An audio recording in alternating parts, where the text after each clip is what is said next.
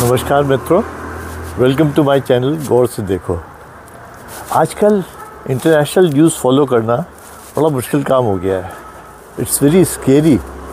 Rose you are getting bad news. अभी Israel Hamas की war चली रही थी, now it is spreading all over and Iran is trying to instigate America into getting into a direct conflict. I am sure ये Russia की चाल है, क्योंकि अमेरिका ने रशिया को वॉर में फंसाया, डायरेक्ट वॉर में।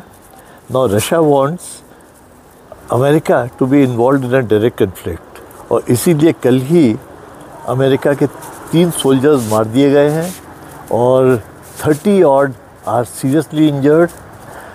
और ये इलेक्शन ईयर है, बॉडी बैग्स अमेरिका जाएंगे और वहाँ पर जो है बाइडन की हालत ख़राब होगी।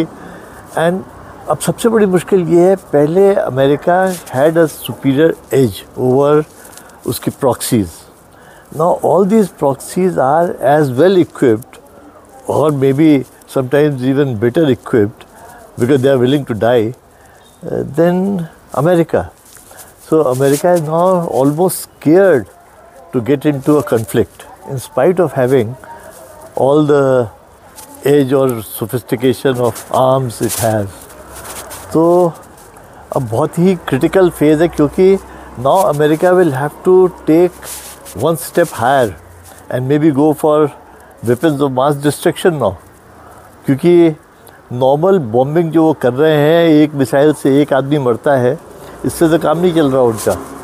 उन्होंने हाउथीज़ पर इतनी सारी शेलिंग की और सारा खेल किया, पर कुछ हुआ नहीं। तो दे आर नाउ क्लूलेस कि अब क्या किया जाए।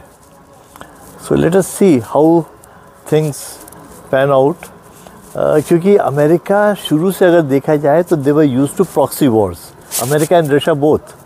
It may have started with Korean War, then Vietnam War, then Iraq, Iran, और इधर तो चलते ही रहा। But even India and Pakistan were their proxies, जैसे मुर्गे लड़ते हैं।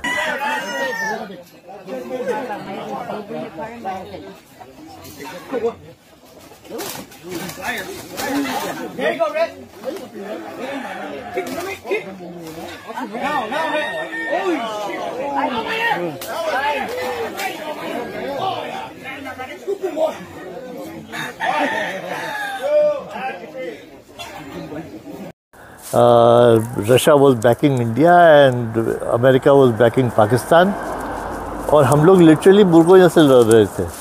और इसीलिए मुझे बड़ा ताज्जुब हुआ जब इंडिया ने एटम बॉम्ब एक्वायर कर लिया, तो अमेरिका वाज वेरी अपसेट, क्योंकि अमेरिका सॉ कि अब ये मुर्गे जो लड़ रहे थे they have raised their level. क्योंकि इंडिया ने एक्वायर कर लिया एटम बॉम्ब, तो पाकिस्तान ने भी कर लिया, एंड देन जो वॉर हो रही थी कन्वेंशनल वॉर्स, जिसमें कि America and Russia were supplying arms, वो बंद हो गया। क्योंकि अब जो है उस लेवल पर वॉर नहीं हो रही इंडिया और पाकिस्तान में because of the atom bomb. तो एक्चुअली जो सैंक्शंस अमेरिका ने लगाए थे जब इंडिया ने एटम बॉम्ब एक्वायर कर लिया था, it was not because America wanted peace and atom bomb was dangerous. It was because atom bomb की वजह से लड़ाइयाँ रुक जाती है। तो मैं ये समझता था कि America wants peace and doesn't want people to acquire atom bomb, क्योंकि लड़ाइयाँ डिस्ट्रक्शन होगा। तो it was just other way round. And अभी इसीलिए अमेरिका जब इंडिया से दोस्ती करना चाह रहा था, it was not supplying money to Pakistan, तो स्कर्मिशेस बंद हो गई थी बॉर्डर पे। जैसे India played hard ball and उनकी बातें नहीं सुन रहा था regarding oil purchase from Russia and all, they started funding Pakistan. उसको FATF से निकाल दिया, उसको फंडिंग करने लगे, उसको F-16 भी उसके रिपेयर करने लगे। So basically it is just power balancing by America to sell the arms. उनको शांति नहीं चाहिए, उनको ये चाहिए कि लोग उनके आर्म्स खरीदते रहें, दैट्स इट, और कोई मतलब नहीं है उन्हें।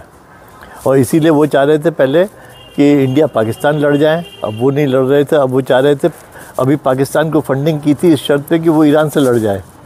अब ये बात दूसरी है, मुस्लिम brotherhood prevailed on it, and again Pakistan and Iran have come to some understanding. वरना वो चाह रहे थे कि यहाँ पर एक लड़ाई शुरू हो जाए, और इसी तरह वो चाहते हैं कि इंडिया चाइना लड़ जाए।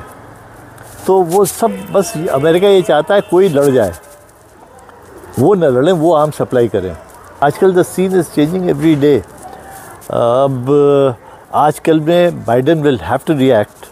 अगर वो चुप रहता है, that means he has almost considered defeat and America has become more vulnerable. और अगर एक्ट करता है तो फिर this war will raise its level, क्योंकि अमेरिका को अब हौथी से नहीं, ईरान से लड़ना पड़ेगा। अब वो लड़ पाएगा कि नहीं, और फिर डायरेक्टली रशिया भी कूद जाएगा उस लड़ाई में, that we will have to see. So in general I think the whole world is now literally on a very slippery slope. देखिए आगे क्या होता है, let's see. This was my thought today. Thanks for watching. Please like, share and comment. Good bye.